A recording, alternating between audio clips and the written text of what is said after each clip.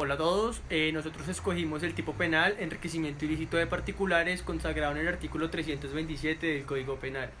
Para poder entender más sobre este tipo penal tenemos que remontarnos a una evolución histórica, social, normativa que condujo a la impulsación de este tipo penal en Colombia, el cual tenemos que remontarnos en los años 80, donde el gobierno de 1989 tuvo que expedir un decreto de estado de sitio debido a las múltiples confrontaciones que estaba teniendo el Estado colombiano de ese momento con aquellos grupos narcotraficantes que generaban unos ingresos que justamente iban a los bolsillos de personas inescrupulosas y por eso se impulsó la tipificación de esta conducta punible.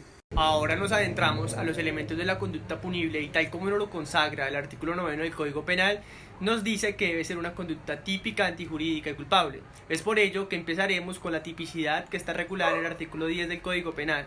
Empezamos con el tipo objetivo y dentro de este encontramos a los sujetos. En primer lugar está el sujeto activo, que es la persona, el agente, quien realiza la conducta punible. En este caso encontramos que es de sujeto monosubjetivo e indeterminado, ya que el legislador no previó algunas características o cualificaciones especiales que debía tener el agente. Respecto al sujeto pasivo encontramos que es el titular del bien jurídico protegido y tutelado por el legislador y en este caso está en cabeza del Estado porque es el titular de la moral social. Respecto al objeto, encontramos en primer lugar al objeto jurídico, que este se encuentra constitucionalizado en el artículo 34, numeral 2 de la Constitución Política, que es la moral social. A raíz de las múltiples confrontaciones que tuvimos en los años 80 en nuestro país, la Constitución de 1991 afianzó un nuevo bien jurídico llamado la moral social.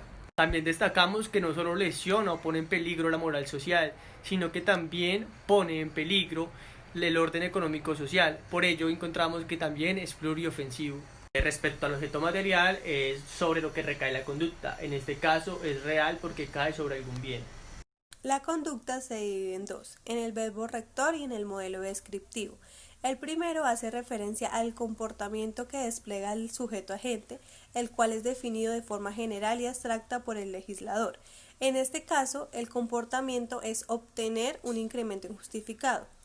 Este tipo penal es de acción y de resultado, ya que requiere que exista un incremento patrimonial injustificado y además tiene un verbo rector simple. El segundo es de carácter circunstanciado, ya que el incremento patrimonial debe ser injustificado y derivado de una o más actividades delictivas. Para finalizar el tipo objetivo, hablaremos de los ingredientes normativos, los cuales son juicios de valor que el legislador debe emitir para aclarar ciertos comportamientos. En este caso, hablaremos de dos ingredientes normativos que se deben definir.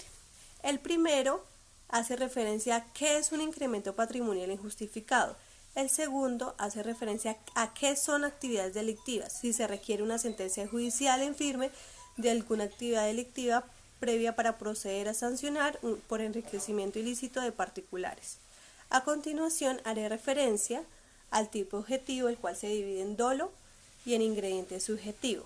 El dolo hace referencia a la voluntad y el conocimiento del sujeto que realiza la conducta punible. En este tipo penal, el sujeto tenía conocimiento de infringir la norma y lo hizo de manera voluntaria. Respecto al ingrediente subjetivo, en este tipo penal no hay ingrediente. Publicidad. Esta sede está consagrada en el artículo 11 del Código Penal y después de estudiar que una conducta ya sea típica, el siguiente paso es analizar si existe la antijuricidad, que se divide en dos. Antijuricidad formal. Aquí se estudia si la conducta típica es contraria a derecho o no y si va contra el ordenamiento jurídico. Esto depende de cada caso en concreto. Es claro que en el enriquecimiento ilícito de particulares es contrario a derecho y por años se ha visto perjudicado el Estado por culpa de inescrupulosos que a través del narcotráfico o secuestros ha incrementado su patrimonio de manera injustificada. Antijuricidad material.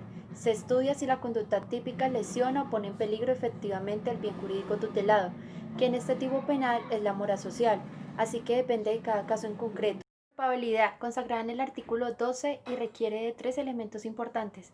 Primero, que el agente sea imputable, es decir, tiene capacidad de comprender la ilicitud de enriquecerse indebidamente y capacidad de autodeterminarse en el momento de ejecutar la conducta. Segundo, que haya una conciencia de antijuricidad, es decir, que sepa lo que se realiza atenta contra el derecho, contra la moral social del Estado. Tercero, que la gente haya tenido la oportunidad de actuar de otra manera, depende de cada caso en concreto. Así, por último, encontramos una serie de críticas acerca de una parte del enunciado del artículo 327 que habla de actividades delictivas. Entonces, la sentencia C-319 de 1996 acogió una tesis que es muy criticada por muchos doctrinantes al establecer que esto se trata de un tipo penal autónomo y no subordinado, tal como lo establecen muchos doctrinantes. Entonces, nosotros acogemos la tesis de la Corte Constitucional que dice que esto se trata de un tipo penal autónomo y por lo tanto, estas actividades delictivas no deben estar declaradas judicialmente previamente a la configuración de este tipo penal.